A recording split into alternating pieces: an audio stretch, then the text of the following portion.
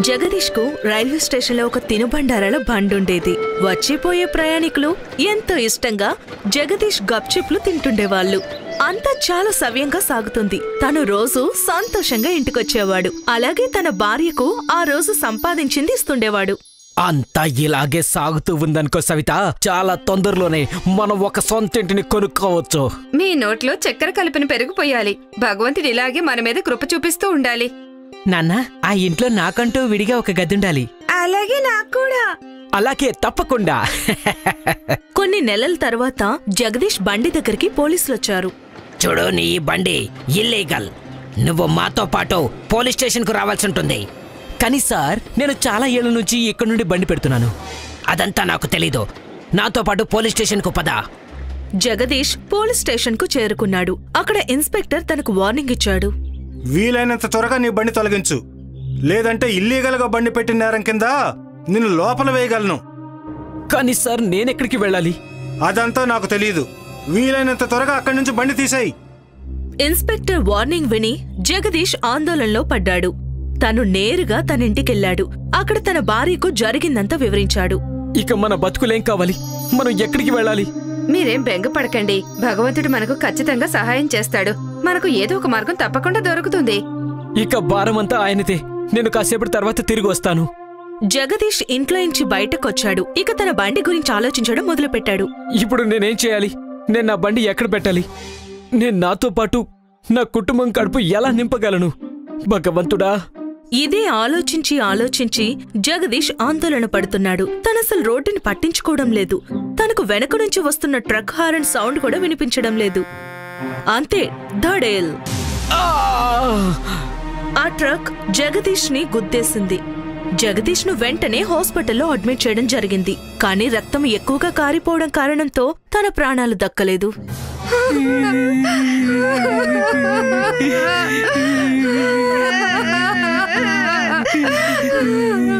ఆడిపాడుతున్న జగదీష్ కుటుంబం సంతోషాలు దూరమయ్యాయి. కొన్ని రోజుల తరువాత ఈ కుటుంబం కొంచెం కుదుటపడింది. ఇక నేనే ఏదైనా పని వెతుక్కోవాల్సి ఉంటుంది. వద్దమ్మా, నేను లేనా? నేను పనిచేస్తాను. వద్దు బాబు, నువ్వింకా చాలా చిన్న పిల్లవాడివి. మరి అంత చిన్నవాణ్ణి కాదు. నేనుండగా మీరు పనిచేయడానికి వీల్లేదు. నేను నాన్న బండి మీద గప్చుప్పులు అమ్ముతాను. ఆ బండి ఉంటేనే కదా నువ్వు గప్చుప్పులు అమ్మడానికి. అంటే ఏంటి? ఆ రోజు మీ నాన్న అదే బెంగతో చనిపోయారు. పోలీసులు మీ నాన్న బండిని ఇల్లీగలని తేల్చేశారు. ఇంకా ఏమన్నారంటే వీలైనంత త్వరగా దాన్ని తొలగించాలని. ఇప్పుడు మనం ఏం చేద్దామమ్మా? తెలీదు. ముందు వెళ్ళి బండి తొలగించుకుందాం. సవిత ఇంకా తన పిల్లలు బండి దగ్గరికి చేరుకున్నారు. ఆ బండి తొలగించడం మొదలెట్టారు. అప్పుడే పక్కనే బామడి పెట్టుకునే ఒక వ్యక్తి వాళ్ళ దగ్గరకొచ్చాడు. నమస్కారం వదిన గారు. అన్నయ్య గురించి విని చాలా బాధ అనిపించింది. తను నాకు చాలా మంచి మిత్రుడు. ఒకవేళ మీకు సహాయం ఏదైనా అవసరమైతే నాకు తప్పకుండా చెప్పండి. చూడండి, ఆయన పోయిన తర్వాత ఇప్పుడు నేను ఏదో ఒక పని చెయ్యక తప్పదు. మీ దగ్గర నేను చేయగలిగే పని ఏదైనా ఉంటే నాకు చెప్పండి. మీరు చెయ్యగలిగేది లేదు, కానీ ఈ కుర్రాడు చేయగలడు. వీడింకా చిన్నవాడండి. బాబాయ్, మీరు పనేంటో అది చెప్పండి. ఇదే మీ నాన్న చేసిన పనే. నువ్వు ట్రైన్ లోపల తిరిగి తిరిగి గప్చిప్లు అమ్మాలి. దాంతో మంచి ఆదాయం ఉంటుంది. అలాగే బండి గురించి చింత కూడా ఉండదు. కానీ నువ్వు ఆ పని చెయ్యగలవా? తప్పకుండా. కానీ బాబు, నువ్వింకా చాలా చిన్న పిల్లవాడివి. పైగా నీకు స్కూల్ కూడా ఉంది. అమ్మా, నేను స్కూల్కి వెళ్తాను. అలాగే డబ్బు కూడా సంపాదిస్తాను. నువ్వేం నా గురించి బెంగపడకమ్మా. రామ్కు దారి దొరికింది. తర్వాతి రోజు నుంచే తను తల మీద గంప పెట్టుకుని బయలుదేరాడు. గప్చిప్లు, గప్చిప్లు బాబు, గప్చిప్లు, గప్చిప్లు బాబు, గప్చిప్లు, గప్చిప్లు. ప్రయాణం చేస్తున్న ప్రయాణికులకు రామ్ గప్చుప్లు చాలా బాగా నచ్చాయి. ఇక ఒక్కసారిగా తన వ్యాపారం పెరగడం మొదలైంది. ఇక నుంచి తను రోజు పొద్దున స్కూల్కెళ్లేవాడు.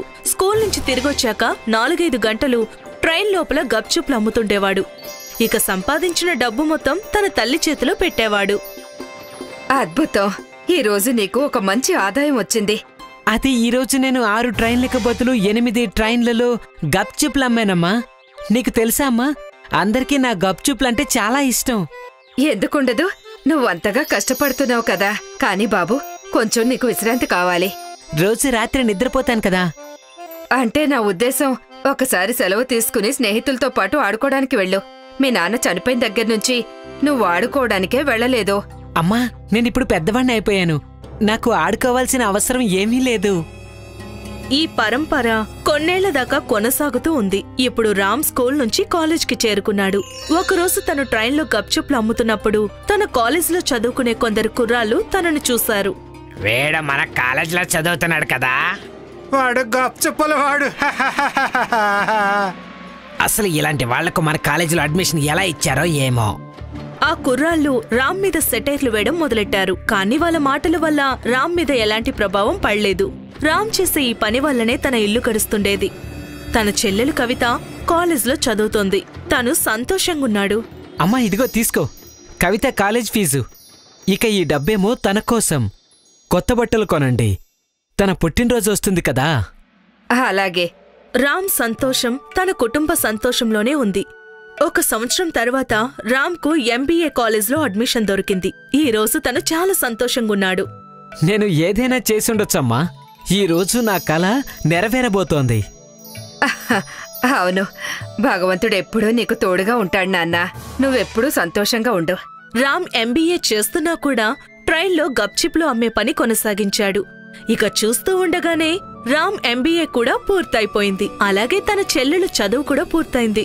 అమ్మా ఇప్పుడు నేను సొంతగా బిజినెస్ చేయాలనుకుంటున్నాను. అది ఎలాంటి బిజినెస్? చాయ్ ఇంకా అల్పాహారం. అంటే ఏంటి? అమ్మా చాయ్ ఇంకా అల్పాహారం బిజినెస్ చాలా చిన్నగా కనిపించచ్చు, కానీ దీంట్లో మంచి సంపాదన ఉంటుంది. నా కోరికేంటంటే నా బిజినెస్ చైన్ ప్రతి కూడలి అలాగే ప్రతి మూలలో ఉండాలి. ఖచ్చితంగా ఉంటుంది. సవిత కూడా రామ్కు సహకరించింది. ఇక వాళ్ళిద్దరూ కలిసి వాళ్ళ మొదటి చాయ్ అల్పాహారం హోటల్ తెరిచారు. ఇక రామ్ ఆలోచన అక్షరాల సరైంది. చాయ్ హోటల్లో అందరికంటే ఎక్కువ కస్టమర్లు రావడం మొదలైంది. తను అల్పాహారంలో లభించే పదార్థాలు కూడా పెంచాడు. కొన్ని నెలల తర్వాత, అమ్మా ఇప్పుడు నా దగ్గర 5 లక్షల రూపాయలున్నాయి. నేను కొత్తగా మరో 2 హోటళ్లను తెరవగలను. అయితే మరింక ఆలస్యం దేనికి? రామ్ మరో 2 హోటళ్లు తెరిచాడు. ఒకటి రైల్వే స్టేషన్లో, ఇంకోటి మార్కెట్లో. రద్దీ ఎక్కువగా ఉండే ప్రాంతాల్లో తన చాయ్ అల్పాహార హోటళ్లు నడుస్తున్నాయి. ఇక అన్ని హోటల్లో కస్టమర్ల గుంపు ఎక్కువగా ఉంటుంది. కేవలం 2 సంవత్సరాలలోపే రామ్ చాయ్ అల్పాహార చైన్లో 25 హోటళ్లు తెరిచాడు. తన ఫోటోలు న్యూస్ పేపర్లలో వేయడం మొదలెట్టారు. అమ్మా చూడు, అన్నయ్య ఫోటో పేపర్లో వేశారు. నిజమా? ఈరోజు నువ్వు నా పేరు నిలబెట్టావు నాన్నా. చెప్పాలంటే ఈ ఘనత మొత్తం మీకే దక్కుతుందమ్మా. నాకు కాదు, ఈ ఘనత అంతా నీదే. అలాగే నీ కష్టానికే దక్కుతుంది. ఆడి పాడే వయసులో నువ్వు పని చేయాల్సొచ్చింది. అమ్మా నా జీవితంలో నేను నేర్చుకున్న పాఠం ఇదే. నేను వ్యాపారాన్ని ప్రాక్టికల్గా నేర్చుకున్నాను. బహుశా అందుకనే నా చాయ్ అల్పాహార హోటళ్లు ఇంత పెద్ద బిజినెస్గా మారాయనుకుంటా.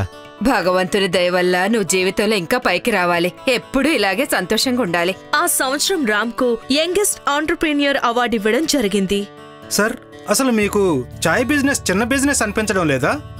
లేదు, ఏ బిజినెస్ అయినా చిన్నదో లేదో పెద్దదో కాదు.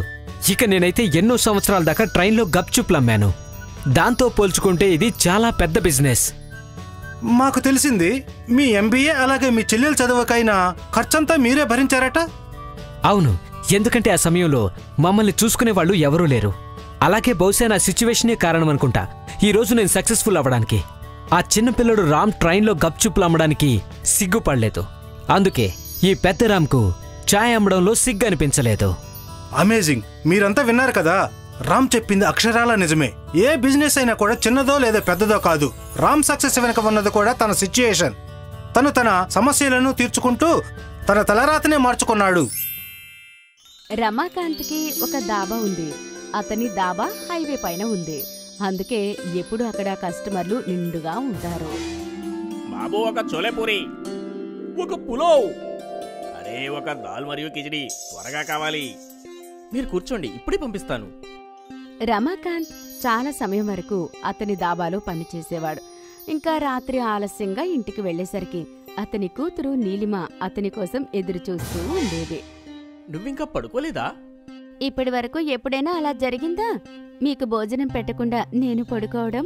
ఇప్పటి వరకు లేదు, ఇక ముందు జరగాలి. అలా ఎందుకు? ఎందుకంటే నేను నీ పెళ్లికొక సంబంధం వెతికాను. ఏంటి నానా, నేను చేసుకోను పెళ్లి గిళ్ళి. అందరూ అమ్మాయిలు అలాగే అంటారు. ఆ తర్వాత అత్తగారింటికి వెళ్ళాక వాళ్ళ అమ్మా నాన్నల్నే మర్చిపోతారు. ఉండొచ్చు, కానీ నేను అందరి అమ్మాయిల్లాంటిదాన్ని కాను. నాన్న, మీరు అలాంటి అబ్బాయిని వెతకలేరు.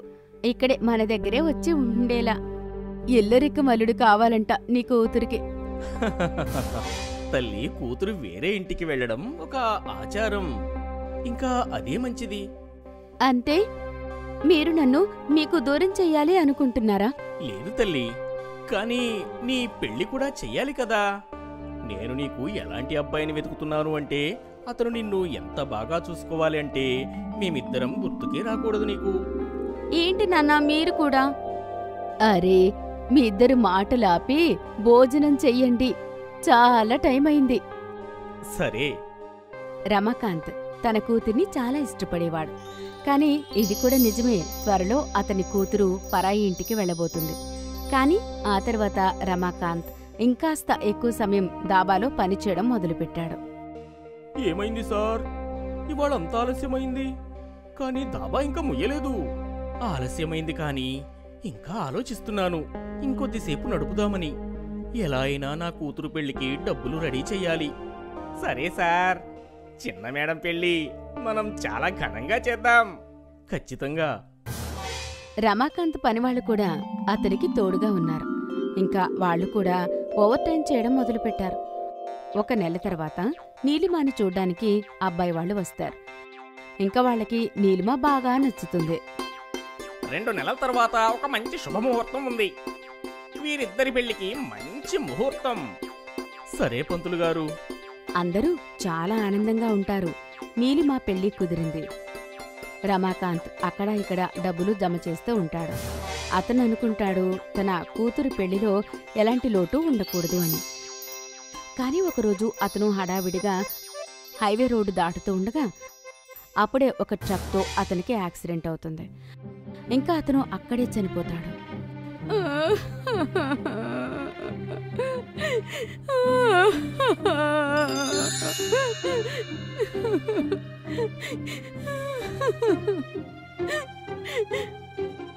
ఏ ఇంట్లో అయితే పెళ్లి పల్లకే లేవాలో ఆ ఇంట్లో శవపేటిక లేపాల్సి వచ్చింది.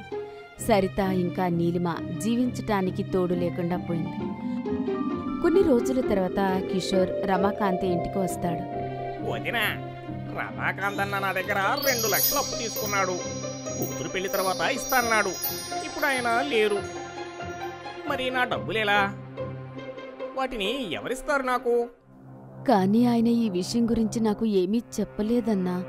ఇదంతా నాకు తెలియదు, కానీ నాకు ముందు ఈ విషయం చెప్పండి. డబ్బులు ఎవరిస్తారు? నేనిస్తాను.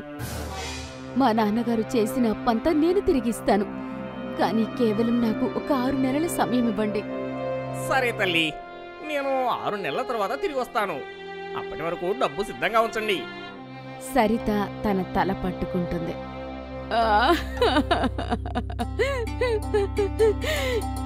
అమ్మా, నువ్వు కంగారు పడుకో, అంత బాగవుతుంది. కానీ ఈ అప్పు ఎలా కట్టాలి? పని చేసమ్మా, నేను నాన్నగారి దాబా నడిపిస్తాను. కాని తల్లి, నువ్వు ఇవన్నీ ఎలా చేయగలవు?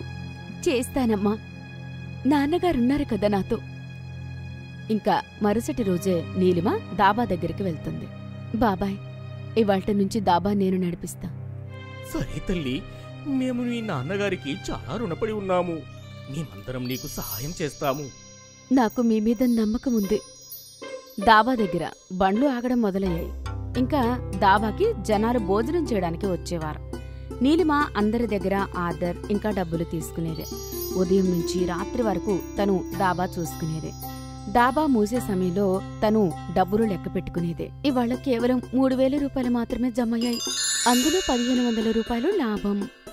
ఇలా నడుస్తూ ఉంటే నేను కిషోర్ బాబాయ్ అప్పు ఎలా కట్టాలి? భగవంతుడా, నాకు సహాయం చెయ్యి. ఇంకా చాలా రోజుల వరకు నీలిమ ఉదయం నుంచి రాత్రి వరకు పనిచేస్తూ ఉండేది. కాని తనకు వచ్చే లాభం మాత్రం తక్కువే.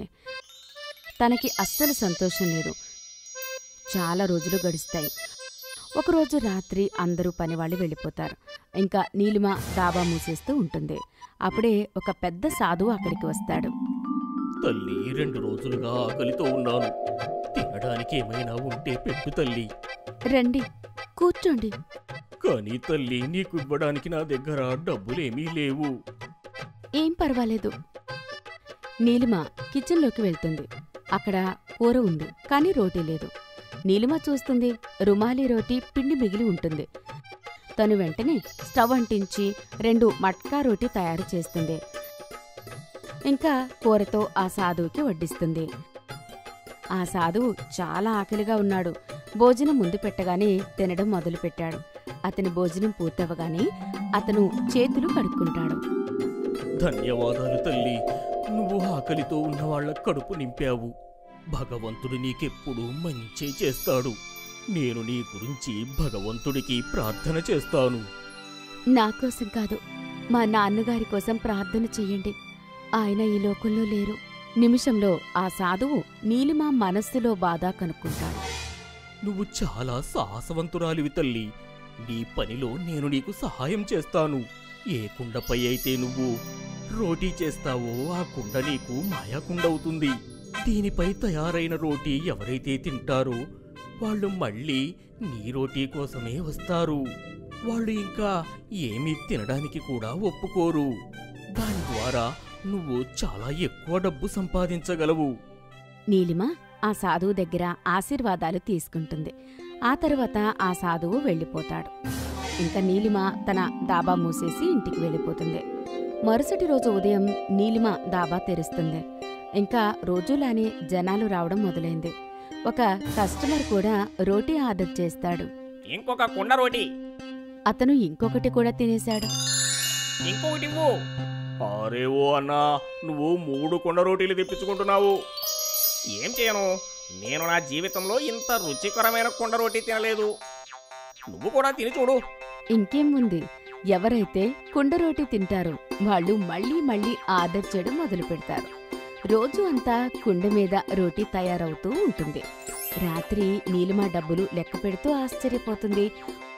ఒకటి రోజులో తన సంపాదన 10 ఎక్కువ అవుతుంది. ఇవాల్టి లాభం 15,000 రూపాయలు. తను ఆనందంగా ఇంటికి వెళ్లి వాళ్ళ అమ్మకి జరిగిందంతా చెప్తుంది. కాని తల్లి, అలా ఎలా?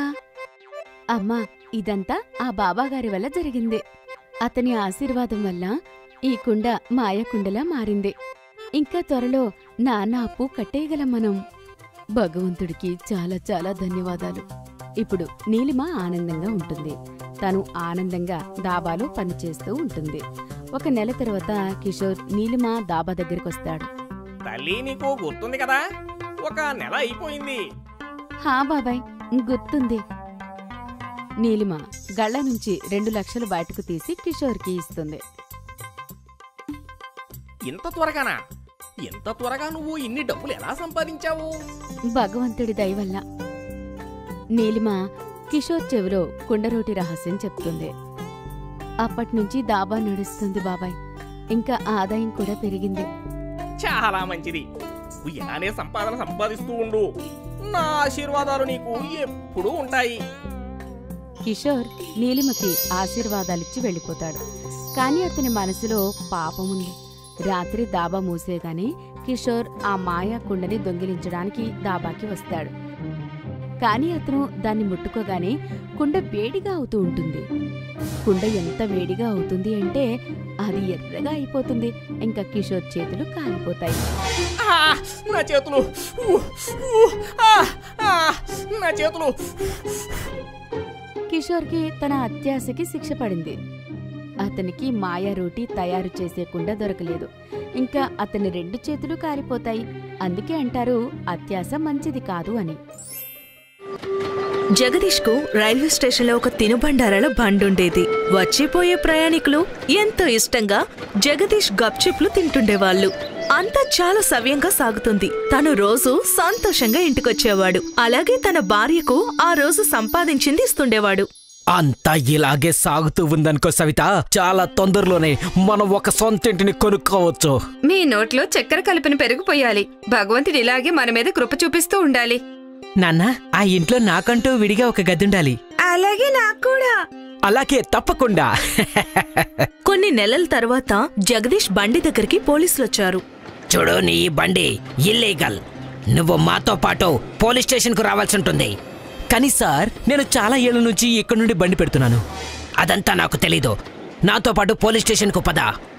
జగదీష్ పోలీస్ స్టేషన్కు చేరుకున్నాడు. అక్కడ ఇన్స్పెక్టర్ తనకు వార్నింగ్ ఇచ్చాడు. వీలైనంత త్వరగా నీ బండి తొలగించు, లేదంటే ఇల్లీగల్గా బండి పెట్టిన నేరం కింద నిన్ను లోపల వేయగలను. కానీ సార్, నేనెక్కడికి వెళ్ళాలి? అదంతా నాకు తెలియదు. వీలైనంత త్వరగా అక్కడి నుంచి బండి తీసేయి. ఇన్స్పెక్టర్ వార్నింగ్ విని జగదీష్ ఆందోళనలో పడ్డాడు. తను నేరుగా తన ఇంటికెళ్లాడు. అక్కడ తన భార్యకు జరిగిందంతా వివరించాడు. ఇక మన బతుకులేం కావాలి? మనం ఎక్కడికి వెళ్ళాలి? మీరేం బెంగపడకండి. భగవంతుడు మనకు ఖచ్చితంగా సహాయం చేస్తాడు. మనకు ఏదో ఒక మార్గం తప్పకుండా దొరుకుతుంది. ఇక భారమంతా ఆయనదే. నేను కాసేపటి తర్వాత తిరిగి వస్తాను. జగదీష్ ఇంట్లోంచి బయటకొచ్చాడు. ఇక తన బండి గురించి ఆలోచించడం మొదలుపెట్టాడు. ఇప్పుడు నేనేం చేయాలి? నేను నా బండి ఎక్కడ పెట్టాలి? నేను నాతో పాటు నా కుటుంబం కడుపు ఎలా నింపగలను? భగవంతుడా! ఇదే ఆలోచించి జగదీష్ ఆందోళన పడుతున్నాడు. తనసలు రోడ్డుని పట్టించుకోవడం లేదు. తనకు వెనక నుంచి వస్తున్న ట్రక్ హారన్ సౌండ్ కూడా వినిపించడం లేదు. అంతే, ధడేల్! ఆ ట్రక్ జగదీష్ ని గుద్దేసింది. జగదీష్ ను వెంటనే హాస్పిటల్లో అడ్మిట్ చేయడం జరిగింది. కానీ రక్తం ఎక్కువగా కారిపోవడం కారణంతో తన ప్రాణాలు దక్కలేదు.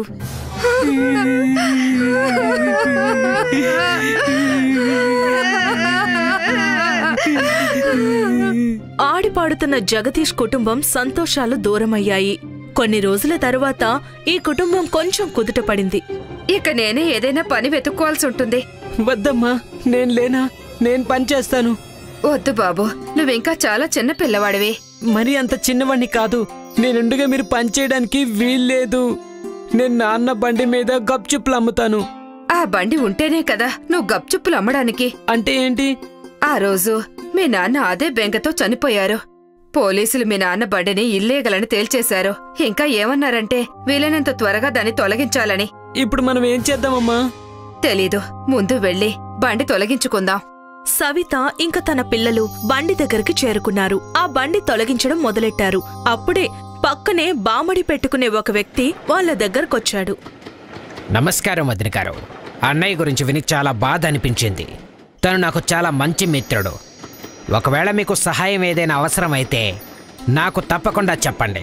చూడండి, ఆయన పోయిన తర్వాత ఇప్పుడు నేను ఏదో ఒక పని చెయ్యక తప్పదు. మీ దగ్గర నేను చేయగలిగే పనేదైనా ఉంటే నాకు చెప్పండి. మీరు చెయ్యగలిగేది లేదు, కానీ ఈ కుర్రాడు చేయగలడు. వీడింకా చిన్నవాడండి. బాబాయ్, మీరు పనేంటో అది చెప్పండి. ఇదే మీ నాన్న చేసిన పనే.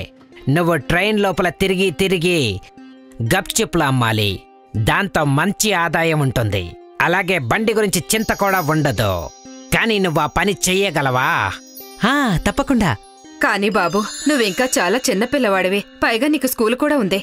అమ్మా, నేను స్కూల్కి వెళ్తాను. అలాగే డబ్బు కూడా సంపాదిస్తాను. నువ్వేం నా గురించి బెంగపడకమ్మా. రామ్కు దారి దొరికింది. తరువాతి రోజు నుంచే తను తల మీద గంప పెట్టుకుని బయలుదేరాడు.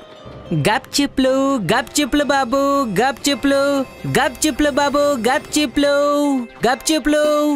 ప్రయాణం చేస్తున్న ప్రయాణికులకు రామ్ గప్చుప్లు చాలా బాగా నచ్చాయి. ఇక ఒక్కసారిగా తన వ్యాపారం పెరగడం మొదలైంది. ఇక నుంచి తను రోజు పొద్దున స్కూల్కెళ్లేవాడు. స్కూల్ నుంచి తిరిగొచ్చాక 4-5 గంటలు ట్రైన్ లోపల గప్చుప్లు అమ్ముతుండేవాడు. ఇక సంపాదించిన డబ్బు మొత్తం తన తల్లి చేతిలో పెట్టేవాడు. అద్భుతం! ఈ రోజు నీకు ఒక మంచి ఆదాయం వచ్చింది.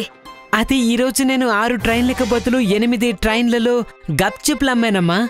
నీకు తెలుసా అమ్మా, అందరికీ నా గప్చుప్లంటే చాలా ఇష్టం. ఎందుకుండదు? నువ్వంతగా కష్టపడుతున్నావు కదా. కానీ బాబు, కొంచెం నీకు విశ్రాంతి కావాలి. రోజు రాత్రి నిద్రపోతాను కదా. అంటే నా ఉద్దేశం, ఒకసారి సెలవు తీసుకుని స్నేహితులతో పాటు ఆడుకోవడానికి వెళ్ళు. మీ నాన్న చనిపోయిన దగ్గర్నుంచి నువ్వు ఆడుకోవడానికే వెళ్ళలేదు. అమ్మా, నేనిప్పుడు పెద్దవాణ్ణి అయిపోయాను. నాకు ఆడుకోవాల్సిన అవసరం ఏమీ లేదు. ఈ పరంపర కొన్నేళ్ల దాకా కొనసాగుతూ ఉంది. ఇప్పుడు రామ్ స్కూల్ నుంచి కాలేజ్కి చేరుకున్నాడు.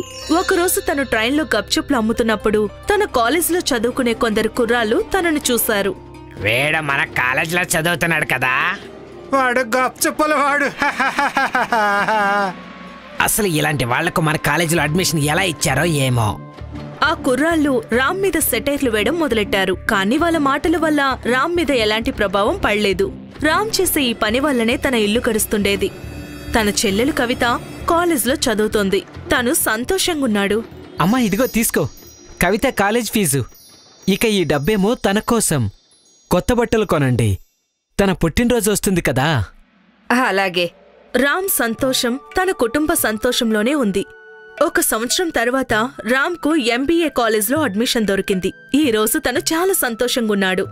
నేను ఏదైనా చేసుండొచ్చమ్మా. ఈ రోజు నా కల నెరవేరబోతోంది.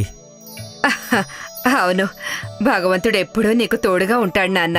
నువ్వెప్పుడూ సంతోషంగా ఉండు. రామ్ ఎంబీఏ చేస్తున్నా కూడా ట్రైన్లో గప్చిప్లు అమ్మే పని కొనసాగించాడు. ఇక చూస్తూ ఉండగానే రామ్ ఎంబీఏ కూడా పూర్తయిపోయింది. అలాగే తన చెల్లెలు చదువు కూడా పూర్తయింది. అమ్మా ఇప్పుడు నేను సొంతగా బిజినెస్ చేయాలనుకుంటున్నాను. అది ఎలాంటి బిజినెస్? చాయ్ ఇంకా అల్పాహారం. అంటే ఏంటి?